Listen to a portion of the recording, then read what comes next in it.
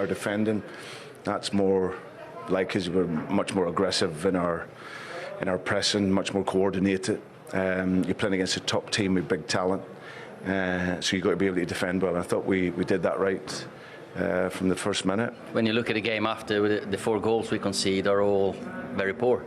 And when you concede 4 goals and perform like we did, we don't deserve to continue that run. So definitely performance was very below par and not good enough. It's a brilliant win for Leicester, who've been a bit average by their standards of late. But clearly, for Manchester United now, with this run of fixtures coming up, Liverpool, Tottenham and Man City, 1 point from 3 games. This man is under increasing pressure, Dean. Yeah, this is a poor run, and not only that, it's the performances as well. Fair enough if they were putting in good performances, but maybe not getting the results. But they're both coming at the same time. It's very, very poor. They look so off it compared to Leicester, who you're right. We're right back to what I think Brendan Rodgers wants from his team, that real pressing style and playing out from the back, which I thought they were excellent. Pressing, which is what Manchester United are not very good at. Got some examples here, Mark, of the lack of pressing. And commentating on the game on Saturday, it was actually a little bit of a bizarre watch if you're a Man United fan watching on. And this can happen in the game where you see Leicester are quite comfortable. They've got players across the back that are keeping the ball. But there's big distances, right across the middle of the park where there's a lack of urgency. You see Ronaldo, Dino's played as a number 9 where, as a midfield player myself, I'm waiting for the trigger. And that's Ronaldo closing down. Once Ronaldo closes down, we all go behind him. And there's examples where Leicester play through their lack of press far too easy. I could have put 6 or 7 examples up here. And if you're Man United, this is probably the best one where there's not much going on. You look at the United players, Ronaldo, one of them, Bruno, and you look at Greenwood on the right-hand side. Can they try and get a little bit further up the pitch? Can they try and squeeze the ball a little bit? Can they do this and stop Leicester from playing and maybe force Leicester to go a little bit longer? Is that because Ronaldo, age 36, doesn't want to press? No, do you not think it's the manager? Yeah. I think that Manchester United is set up trying to set a trap so that when that ball isn't quite good enough to go either into midfield or into one of the forwards and they intercept, Ronaldo's free, Bruno's free, Greenwood's free, Sancho's free. Yeah. I think they're trying to set a trap, but not very well, because that ball now, there's no way that should go into Tielemans. Into them 3 there. There's no way at all. But it has to be the manager. It can't just be that the players don't want to run and don't want to close down, like Don said, that you're used to doing as a player. It has to come from the manager, this setting traps. Yeah, see, I think when people say about Ronaldo's age and it's not really his forte closing down, believe me, Ronaldo can sprint if he really wanted to. He'd sprint if it was on the end of a pass. Ronaldo can sprint. It was clean through, yeah. What can he sprint there? 5 yards? Yeah. Of course he can. What can Bruno do? Bruno can do exactly the same thing. They can all close down. We're talking about elite athletes. We're not talking about someone's age where you can't run around anymore. So, as Dino said, the plan must be from Ole Gunnar Solskjaer. Let's try and set some traps and let's force Leicester into giving the ball away. Unfortunately, they've got people like Samara in the middle of the park and Tielemans who can handle the ball. And you see where Iheanacho's position, just in front of the referee. That's for a player. When I pause that there, people might think, well, there's red shirts around him. They could easily try and get close to him. That for a player, for the quality of Tielemans, it's quite easy to deal with. Yeah, to take it in turn. You can turn on incredible in that position. You can turn it you can take it on the back foot. You can play little balls into there. You can come out here. You can go there. You can bang it into front men. There's options all over the place. Yeah. So it was a bizarre watching Man U, the lack of closing down, and even when Leicester get into this sort of area, they're still good enough to try and wriggle out of it. So I was watching aside, thinking like, are you now just going to turn yourself into a counter-attacking side? Because if you are, you've got to show a little bit more than that. Yes, they've got the quality, and Tielemans finds that little area where he's looking for those balls inside the 18-yard box all day long. So, a real bizarre watch.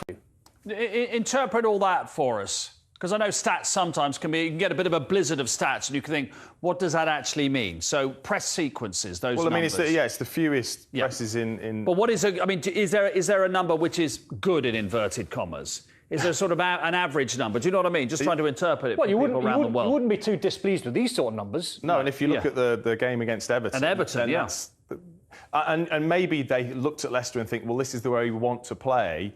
But I just think if we're trying to find out how Solskjaer's setting his team up, we know what Pep Guardiola, Klopp's...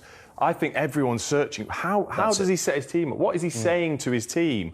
Well, watching that game, I thought, well, he just wants to set traps, nick the ball and then just counter-attack, and that's what his style is. And what you say there is the fair criticism, isn't it? You could say to somebody, how do Liverpool play? And you go, well, it's heavy metal. You know what it is. It's non-stop. How did City play? They're going to pass you the pieces. How did Chelsea play? They don't get that many opportunities, but when they do, they strike. What is Manchester United's mantra? I love the we don't really know, do we? Between those yeah, three. exactly. I mean, you're not going from 21 to sort of like 16, 18 down here. I mean, that difference there, incredible. Yeah. And Ronaldo didn't start the game against Everton either, but maybe that's coincidence. But I love the fact that Brendan Rodgers came out and told everyone what his style is. He said we were back to pressing high from the front, winning the ball back high up, playing out from the back with Johnny Evans. He was telling everyone that's how we play. That's when we're at our best. Pressing high from the front. I've not heard Solskjaer come out and say... Which is why we struggle with an identity, don't we? We couldn't write down what is the Manchester United identity. No, and especially when you get in stats that are comparable of the two games. And you can with Leicester.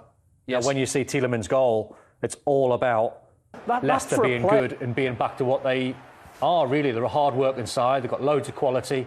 I feel for Maguire, you know, he had one of them games where all pros have had. We've all had them a million times where he's got time on the ball. He's already scanning where his next pass might be, but he's far too slow. But it's the way Leicester closed them down. And then Tielemans does this. We've seen it in the clip before, you know, where he was attempting those sort of balls from that right-hand channel. De Bruyne, I like where he was whipping them in. I'll give him the benefit of the doubt. I think he meant it. Do you think he meant it? I do. I do. Because he was looking for Dean at the far post.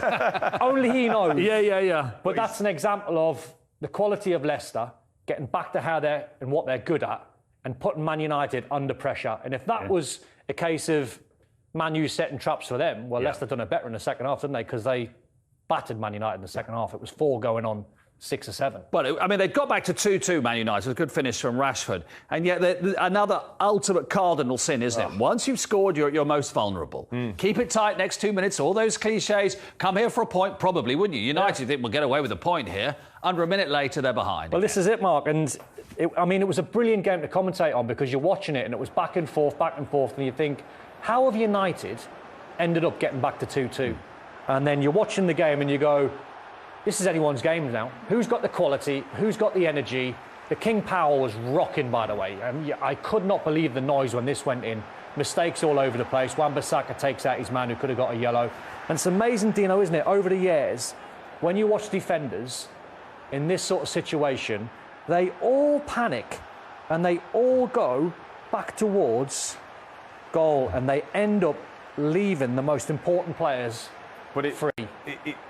They feel as if that channel between themselves and the goalkeeper is the sort of danger channel. It's its own goals. They'd rather, and the more they go that way, means they can open the body up more to try and see everything. But in that split second, Vardy just pulls away, doesn't he? And where's this, you know, holding midfield player that Manchester United are absolutely craving for? Who's there? Pogba's jogging back. They've just equalised. Pogba's jogging back. Where's the other midfield player that's meant to be there, spotting that danger and helping the two centre-backs out? It's that classic case, Mark, where coaches will have said to me and Dino a million times before, when you're in the 18-yard box, always be on the move. Never stand still. I used to always question that and go, why would I, if I'm in a good position, then run into a bad one? And you look at Jamie Vardy, all he's doing is standing still because he knows the ball's going to come to him. And Perez does really well with a flick. He's actually taken a step back, Vardy. Maguire's initially followed him, and then Maguire's carried on going back towards the goal line. And what a half volley that is. What a half Slices volley. It, and he means to. And then at this point, look at the fan reaction in the stadium. The noise was phenomenal. Look at the player who'd been injured on the touchline. But we've left him down there, but very good advantage from the ref. Brilliant ref. Great advantage from the ref. Yeah. Well done, Chris. Well done, Chris. Great advantage. It is amazing. They've got magnets in their boots, haven't they, defenders? And there's magnets on the touchline, and they're drawn to each other. As you say, centre forward, you just step into the space. In fact, just stand still. Ball will come to you. Yeah, it was clever movement, really clever movement. Let's have a look at Manchester United's fixtures then coming up now. They've got Atalanta in the Champions League coming up this week as well. And then when it comes to the Premier League, well, we said it last week, didn't we? That may well dictate what happens to Ole Gunnar Solskjaer come the time the Advent calendar's coming round. Liverpool, Tottenham, City, Chelsea, Arsenal. And Watford in the middle of that as well. Oof. But you're going to have to pull your finger out. he has got a good record against these top sides. Very good. Because as well, I think because of this style, it'll allow them to have lots of the ball. Manchester United won't be expected to keep lots of possession against the top side. Yeah. And then they can counter-attack, and they've been so useful. And whenever he's needed a performance and a result, he seems to get it. I remember a point, lost track of the years because of COVID, was it last season or the season before, and Ollie was under ridiculous pressure going into a Tottenham-Man City game, and he won them both. And he turned it around. Yeah, I mean, very good record against City.